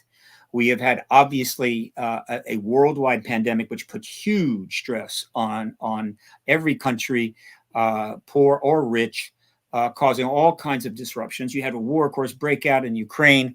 And then, of course, the Middle East explodes, and the situation in China and Taiwan has always been extremely bad. There's 2 or 3 other genocides going on, which are incredibly bad, but they can't compete with the other stuff going on, so nobody even hears about them. And so it's a photo finish here. And so one of the reasons that I'm desperately trying to get a hearing in the Senate, try to get this done now as soon as possible, as opposed to playing it out, see how it goes, maybe look to next year, is that I don't know if there's going to be a next year. And I get that message out. People accuse me of being a fearmonger. Other people accuse me of being a ridiculous optimist, right? And so I've decided that I'm an optimist. Optimist? Yeah, optimist mind. So anyway, this is where we are at. And it's a race, and it's very stressful. I'm not doing well. I'm having to use medications, as it were, to keep from not cracking up. So now, let's talk about the moment right now. In the last 7 years, we've had unprecedented developments, things that have never happened before. Essentially, it's not that the dam broke, but the wall started breaking down, right? And analogy, yep. And now, or the side of the mountain started to slip. Around 2017, picked up speed around 2020, and now it's really moving down the mountainside. It's like an avalanche, all right? And so in the last 4 years, we've had 4 separate tranches of legislation on this issue. Prior to those 4 years, bupkis. Each bill was a little more powerful than the next, and the 4th one was huge, too huge. And so last year, that ultimate disclosure bill, and I'm going to take a little credit that Senator Schumer called it the UAP Disclosure Act, but I think some other my colleagues would be happy to take some credit. No problem. That was the ultimate bill. That was it. That was all basically the legislation needed to take care of it all, meaning over a period of years, get it all out. Of course, the truth embargo would have to end, right? Meaning the president would have to confirm as soon as possible. But that act would have helped make it possible, plus the hearing that we're going to have in front of the Senate. I assure you, the president is not going to just sit there, he or she, and see all this happening and ET stuff coming out and DT bodies being forward and just be going, I don't know what's going on. No, they've got to end the embargo, and that will just speed up the process. So we have been closing in on that. We had 4 tranches of legislation. We've had admirals and high-level people in the military. We've had scientists coming forward and saying there's an ET presence. Organizations are forming of great size. All right. And the issue was all over the place, all worldwide. It's being covered extensively. Thousands of articles are being written. I've logged in 7,000 linked articles on my web archive in just the last 4 years. You know, you really just said it, and I want you to hear yourself. Okay. Yeah. ET presence, not UAPs, not UFOs, extraterrestrial presence. Yeah. They won't even admit that yet. It's not even in their vocabulary. Non-human intelligence. It's in their Not private. even, right? Yeah. It doesn't even. It's extraterrestrial people coming here. It's like diplomacy, right? You're going to negotiate a treaty with a foreign power. Okay. Yeah. You go in and you got to say things in a certain way. You just can't go in and say, "Look, you guys are a bunch of craven assholes, and you're either going to work with us or we're going to rid the world." You can't do that, right? And so, what we figured out, and I helped to bring about, is that if you're going to, if you want the journalists, the high-end journalists, to get involved, if you want politicians to risk their political standing, if you want just anybody in the mainstream world to engage this issue in such a way that it can move forward to disclosure, you've got to come up with language that they can use. UFO was corrupt. You couldn't use it. To just say it was a problem. So we came up with UAP. No problem. Truth embargo is easier to say than UFO cover-up, so I don't mention that. Extraterrestrial, while not as stigmatized as UFO, is still a problem. And so they came up with non-human biologics and so forth. So the language you are hearing does not reflect what they know about this phenomena. It reflects the necessary language to be able to get the Congress to do what it has to do, the DOD to do what it has to do, get the hearings done in front of the Senate, while at the same time they're running for office. And of course, the political battles are vicious, right? And to the extent that you can destigmatize the language, you minimize the likelihood of the issue being used as a weapon, partisan weapon, of one party against the other, which is not happening. I have a problem with politically correct rhetoric. The government needs to spill. They need to quit pandering. They need to quit saying it's this and not this. They need to stop using baby language. They need to speak to us like we are adults, like we are in command of ourselves, and that we're intelligent enough to hear the truth. Period, the end. And scientific language is a really good way to start. That's what I'm saying. That's what I want to hear. If you want to hear disclosure, let's go for that. Period. I'm tired of Congress telling me, and the governments, all of them, that I don't matter enough to speak clearly to, intelligently to, and the truth to. Period. And they need to cough up now. It's too close. And you're right. It's too close because they're going to start killing people. You don't start a war for no reason, period. And we all know this. And we need to get disclosure. Billions of people are going to die. We need to get disclosure, right? And it is remember I said, it's not a scientific issue. It's a political issue. And therefore, it's politics. And politics is about language, cooperation, and all of that stuff. And so the language that they're using is what works. It's not an accident that you've heard nothing about a contactee testifying. Exactly. Right? That's not going to happen. That's not being up there. They're not bringing contactees up, I don't believe, to brief anybody. They're never going to do that. They're terrified of them. Once disclosure comes, I'll make you a promise. Once disclosure is out of the way, the president has confirmed it. Everybody knows it. The other heads of state have agreed. Yep, we're not alone. They're here. And the world goes into the post-disclosure era. There is going to be nothing but hearings for the next year after that. Hearings everywhere. And at some point, there's going to be a hearing in front of a major committee of the United States Congress in which nothing but contactees are going to be sitting at the witness table. Now, those that are running the truth, those that are managing this process, the disclosure process, who have my appreciation, right? They think it's going to be X amount of months before that happens. And I'm just letting them know now it's going to be a lot sooner than you think. And a perfect example of that is this. And I'm just giving you little predictions here so that you can email, tell me how smart I am.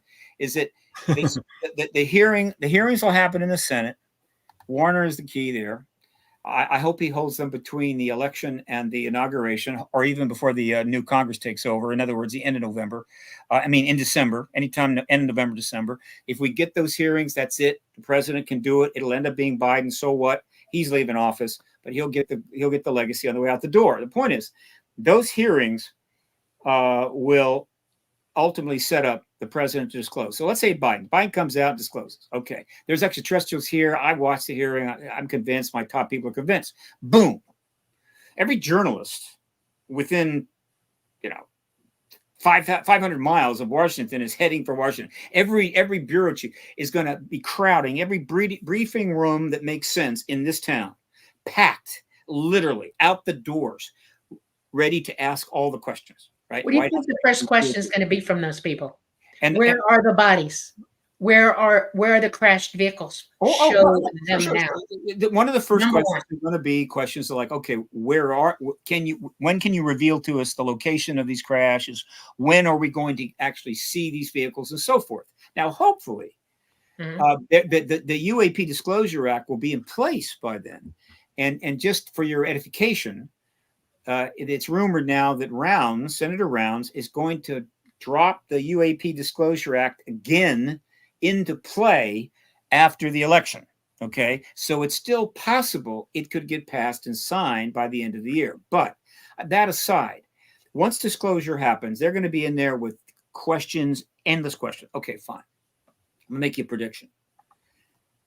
On day one, maybe in more than one briefing room, a reporter is going to raise their hand. Actually, they're going to, get their attention somehow, right? I don't know how they pick them. And the question from that reporter is going to be very simple. Given that you have now confirmed that there are non-humans here, right, from elsewhere, does that mean that what we've been hearing about humans being abducted or taken by these non-humans and being dealt with in some way or a fashion, is that true or not? They're going to ask that question on day one because it's too well known. And all the restraints are off, right? Once the president confirms, and everybody is interested in the biggest story to get the most eyeballs, make lots of money, win Pulitzer Prizes. Day one. And I don't care who is leading that briefing. And you don't think that's going to strike fear into human beings? No, they already know. The word abductee alone is enough to terrorize almost everybody I know. Terrorize people. Abduction. It does. That phenomenon has been in movies. It's been in books. It's been in documentaries. It's talked about all the time. That doesn't make it any less impactful. It is still going to scare the pants off of everybody. I'm not saying they don't abduct. I'm just saying, like, the idea of abduction, I'm not getting terror from people when I talk about it. I bring it up in conferences. People don't run out of the room. It's getting normalized. Now, having it made real will be, but here's the deal. The vast majority of people are not contactees. And so the ones that aren't contactees, why do they care? And so the 1 in 40 are contactees worldwide. That is proven. 1 in 40 worldwide. 1 in 40%. That's a lot of people. That's look it up. That's a big number. It is. It's more than 2%. 1 in 40 are contacted. There are people all over this planet that will say that to you. It is the numbers. MUFON knows it. ATIP knows it. They all know it. The government knows it. 1 in 40.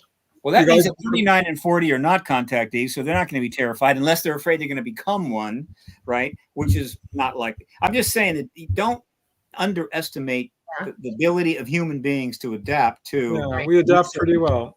Yeah. And so that question is going to be asked. And whoever is leading that briefing had better not make the mistake of going, I'm not aware of this contactee thing. Or no, we've looked into that and that's not happening. That would be a very the second mistake they're going to make is if they do admit that we're contacted, that they better not say that they're a threat. That's what's imminently going to happen. The problem. One of the things that you have, one of the threads that you have seen going all the way back to 2017, with respect to all of the major players, Elizondo and Mellon, the witnesses have come forward, Graves, so forth, even Grush and others. One of the threads is the threat issue. And by and large, Most of the time they do the right thing, and they talk about potential threat because it is a potential threat. But sometimes they just leave off potential and they just say threat, which is really implying the same thing. It's like when they use it, they're really making it as a potential threat. And I've talked to a lot of people now that get that. There isn't really any hardcore threat narrative out there at this point. That doesn't mean there's no evidence of threat. That's the point. That is the power structure of the power elite. Yeah. That's it. Yeah. The ET threat is to the control over the people. Look, I'm not going to debate that. I think I sort of agree. I mean, based on what I know about the ET presence, I think they are not a threat, but they are a potential threat. Now, look.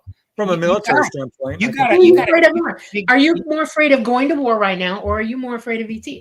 That's what everybody's talking about. I mean, you have to take the voice of the people with you when you go before these people and talk to them and say, you need to tell us. That's part of the rhetoric. I want to take some time to answer some of the questions in chat because we got like 15 minutes left. Only 15? It's been an hour and 45. Let me just say real quickly, let me say this. You got a butcher knife in your kitchen, right? Yeah. Is that a threat? No. Is it a potential threat? Yeah, it is, right? And so you will tell your children, look, I don't want you to walking around with that knife because it is a potential threat. And so this has been a threat. They've had to deal with it. And has this is not shown these weapons. Are ET. See, no, wait, you made a point. Has ET shown weapons? No, he's already agreed to this. ET is not a threat. Has ET shot at us? No, they have not. And any information would they? I mean, that's the point. No. Would they? Would they? They've had thousands and thousands and thousands of years to take us off this planet, and they have not done it. They have done nothing to the human race, period. Yeah, but from a military standpoint, taking a woman and implanting her with an in vitro or creating. You got to ask yourself how that's possible because ETs are breeding with us back and forth. That makes them humanoid. That makes them human as well. If you're a woman, there are women that are not happy about this, and they view being taken in that way is not a fun thing, and therefore it's a threatening thing to them.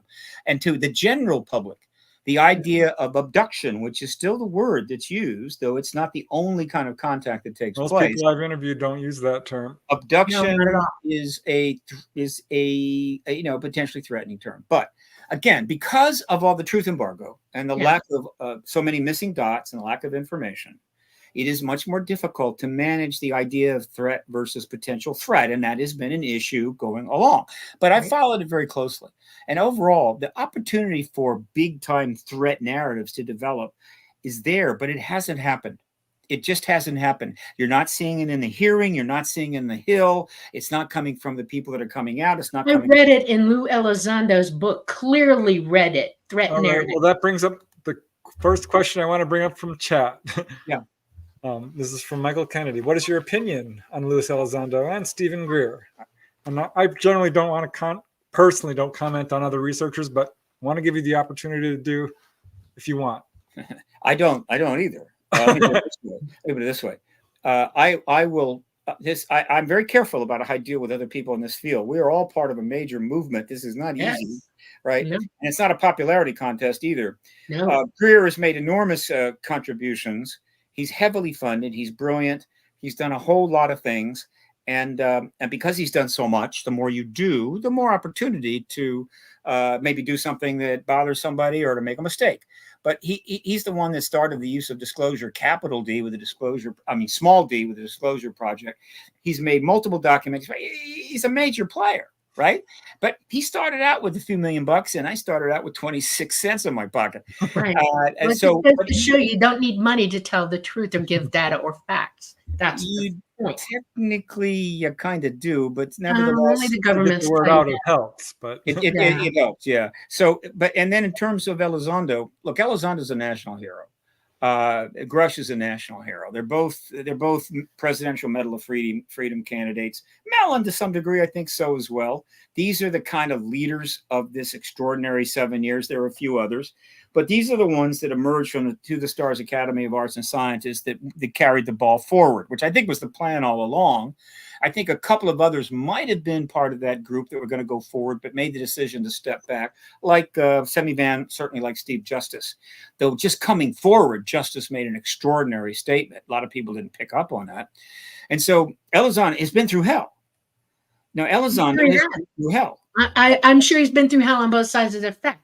He's also a government worker who is compartmentalized. There's no doubt in my mind or knowledge or experience that tells me otherwise. He is compartmentalized, and he only knows what he's been told to know, and he's only doing what he's told to say or not say.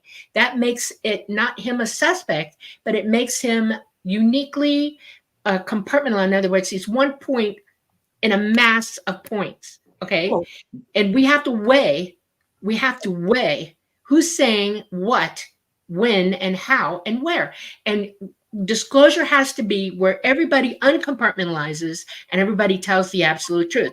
And Luis Elizondo will wake up with the rest of us when he hears the truth, if he gets to hear the truth. And so will every other government worker who's been compartmentalized. We have to see the forest for the trees in all of this, period. If we don't try to do that, we're just as bad off as we ever were. And that starts with us individually. Every human being on this planet needs to wake up to this. It's you can't tell the truth without somebody who can receive the truth. And if we're not ready for it, they're not going to give it to us. If they're not ready for it, we're not going to give it to them. It's communication, and we got to start thinking in those terms. You were correct in saying that the perfect world or the perfect place is where everybody just tells the truth, period. I didn't put it that way. I said that in the post-disclosure world, right? Why can't it happen now? It needs to start now. That's the race we're in. Truth versus anarchy. Well, that's why we're doing this show. Right. Well, it's like big complex issues have to be worked out. They just don't happen, right? They're not like a nova going off. Now, in terms of Lou, all in the pre-disclosure world, which is where we are, everyone coming forward that it's work for the government absolutely is limited to what they can say, right? And that's why you constantly hear this term DOPSR referred to, which is the Department of Defense Pre-Publication Security and Review Office. And the way that works is that if you want to write a book, if you want to give a lecture or whatever, and you're under security clearance, they have to know what you're going to say, and they will tell you what you can say and what you can't say. Right. And what is interesting is in this final 7 years, what DOPSR has been willing to let people say is really quite remarkable. So I'm more impressed. What impresses me is that while Lou can't say everything he'd want to say, what he has been allowed to say and Grash has been allowed to say is extraordinary. And so the message is clear. The United States government, particularly the Department of Defense, has already internally and to some degree externally acknowledged that the truth embargo was ending. Disclosure is going to come. And they're putting themselves on the side of the angels. And they are helping. They are doing what they can to advance it, but within certain limits, because we're talking about a very huge thing involving untold thousands of people and politics and this and that and everything else. And so, and there's national security associated to it. And so what's happening is that DOPSR is allowing more and more to come out. And that, of course, is driving the issue. Every witness that comes out and says anything makes it easier for another witness to come out.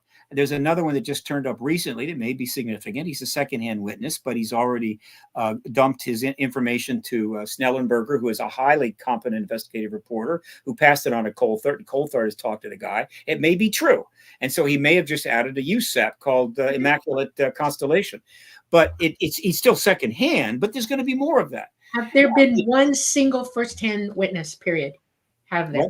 Has there been one single with witness for disclosure come forward yet? Now, you mean? Yeah. Well, I mean, all of the nuclear weapons guys are firsthand, and they've been wanting to testify for 40 years, and I'm working on getting them in front of a committee right now.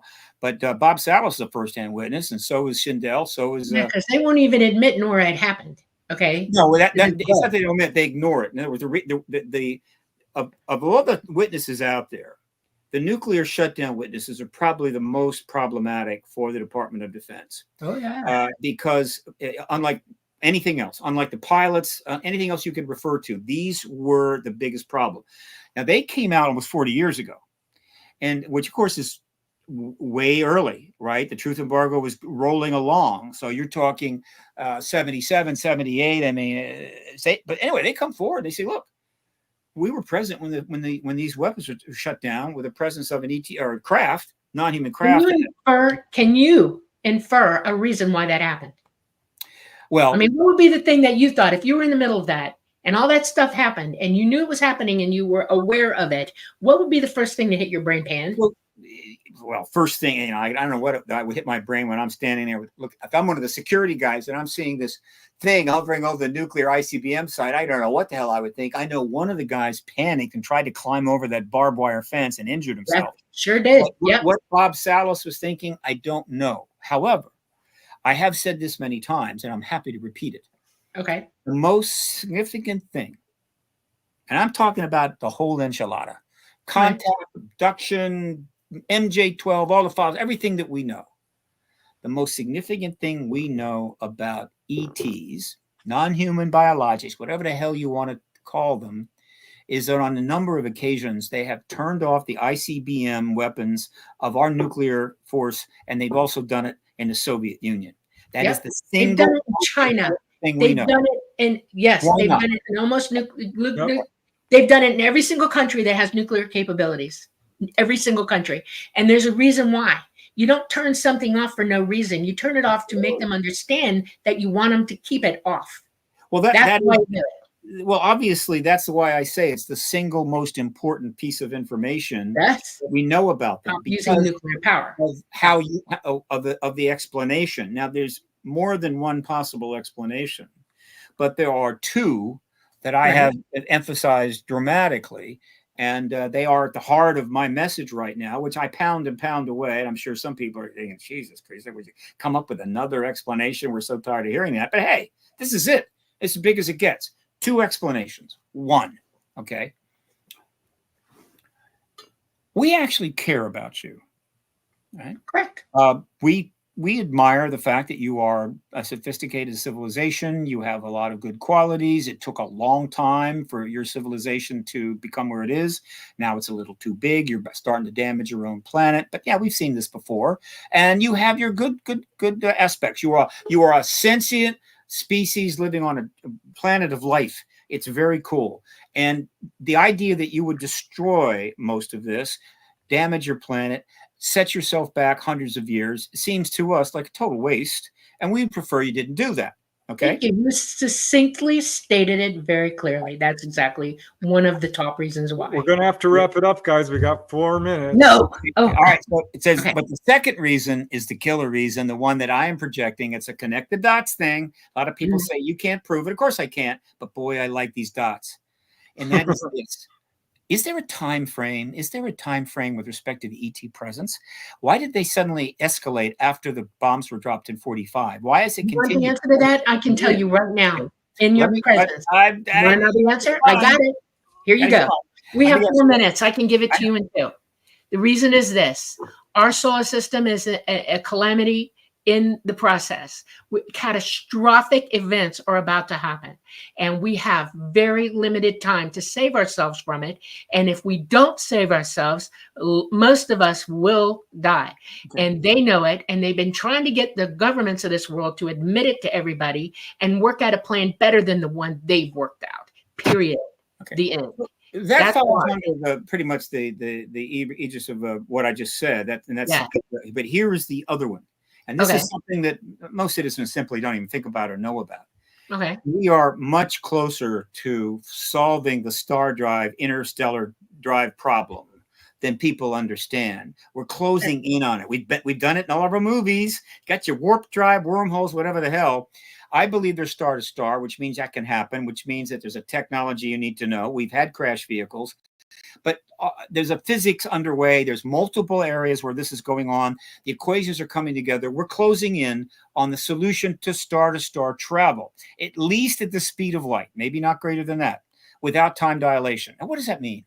It means that within 20 or 30 years, we could build a starship. Well, that's a not problem. true. That's misinformation that you've been fed. It's none of it's true. Nobody feeds me information.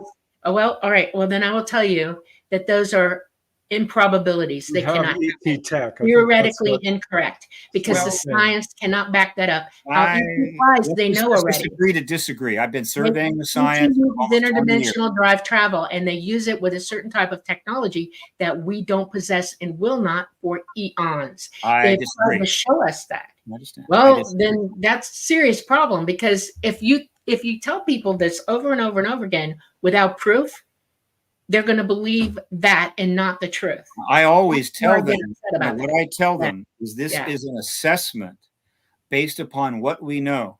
It's not confirmable at this time, but based upon the research that's underway by a number of groups, I believe that we're very close to star-to-star travel. And that is important. Why? Because the moment we can go out of our solar system, for the first time in our entire history, we become a threat to them. Because they clearly understand one thing, and that is if we build a starship, we're putting some nukes on that because, hey, you got to be careful, right? Can't take any chances. And they are never going to allow the human race to build starships, put nukes on them, and head on out to sea and go where no man has gone before. And to me, that's the time delimiter on why they keep pushing this, right? They have a certain amount of patience. But as we get close to that star travel capability, they are eventually, if we haven't done it already, they're going to step in and force majeure this, and it'll just be more uncomfortable, right, and more upsetting. But that, to me, is the two reasons why they turn off the nukes. One, they're going to you can't defend, you can't use them to defend. You realize that they've shot nukes at ET already. You guys, we know what? We're out of time. They don't work. We have literally 1 minute. They are more advanced than you could possibly imagine. We're not talking thousands, we're out of not time. talking millions. We're talking billions of years in advance of us. And you got to wake up to that real fast. That's what the government's afraid of. They're already paranoid. We don't need to egg it on. Okay, we're they've going always, to they've always been paranoid. So, Steve, if you want, you want to take a second to announce any of your websites or anything like that. Let me quickly do some shares. Let me do a couple of shares. So much happening. We say we have to go now, but we actually have 5 more minutes. So go for it. I'm going to do some shares here. First of all, I want to mention that one of the major developments of late is the New Paradigm Institute, Danny Sheehan's organization. It's a think tank. Now it's funded. It's going to get millions more soon.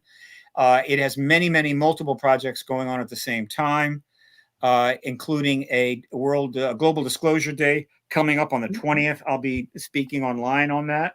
They just did a teach-in at Yale. This website is filled with projects. It's going to be the leading think tank in the post-disclosure world. It's a major factor right now. Again, nothing like this has really existed prior to this. And so please, if you happen to have a few $1 million laying around, you need to donate them to this 501c3 nonprofit.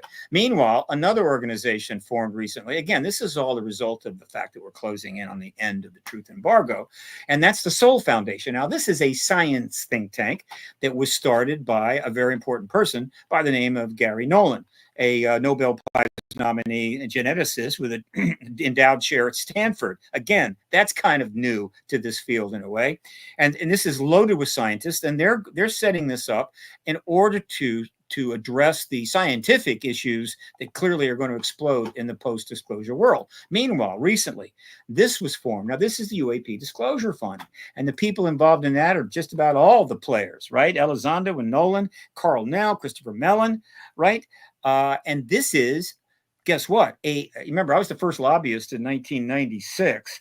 This is the first, I believe, 501c3 political nonprofit that is being created in order to put money in the hands of the right politicians in the post-disclosure world.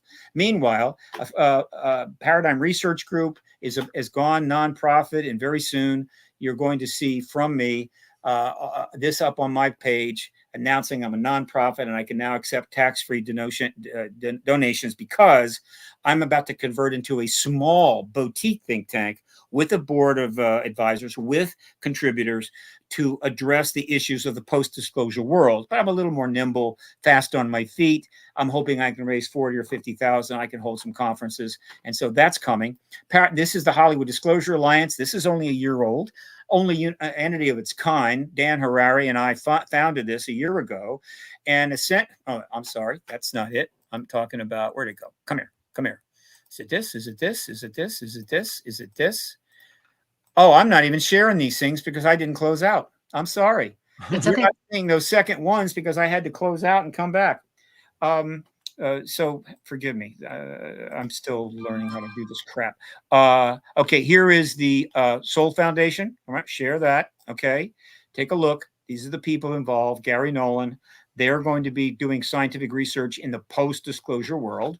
This is the where do we go today? This is well, I've lost the other ones. The New Paradigm Institute. Hang on, got to go back here.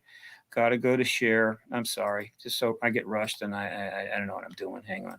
It's okay. I'm helping you out. You don't know it, but I'm putting it up on the screen for you. You put it in the block, and I'll put it up.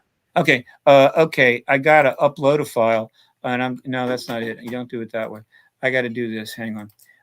New Paradigm Institute is a big deal. That's the one I definitely wanted to promote. I'm going back. Oh. Well, he knocked himself. Okay. I'm going to leave it this way, y'all. He is very adamant about what he's talking about, and I give kudos to him for two reasons. One, he is effectively making a difference, and I am 100% behind that. I know that there's a lot of information out there, and there's a lot of things that need to be said and put forth, but at least somebody's out there trying, and that's fantastic in my book. I may not always agree with some of the things he thinks or says, but I agree 100% with his premise, and he needs to keep going. We love y'all. Thank you, everyone, for all your donations tonight. Thank you for visiting us tonight. We've had a lot of people in the room with us. Thank you, thank you, thank you. We're going to close out now because we got to rapidly go. This is the Light Gate. We're coming to you from New Orleans at the United Public Radio Network at 107.7 FM and the UFO Paranormal Radio Network at 105.3 M.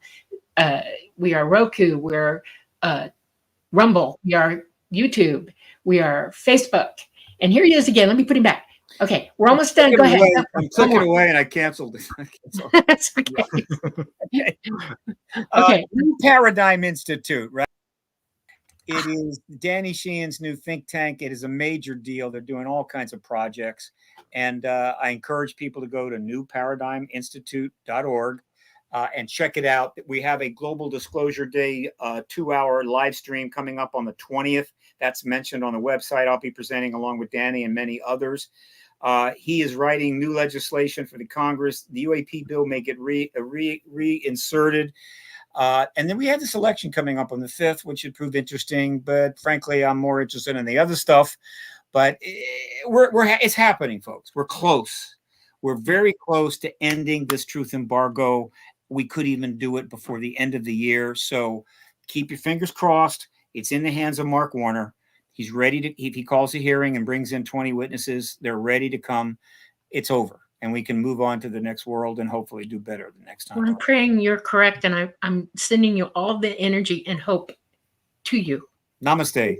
Yes. Namaste. Thanks very much, Steve. We really enjoyed the discussion. Not everybody. Steve, stay with us because I want to try to get you back on again. All right. Okay. We love y'all. We already called off. Bye-bye. Bye-bye.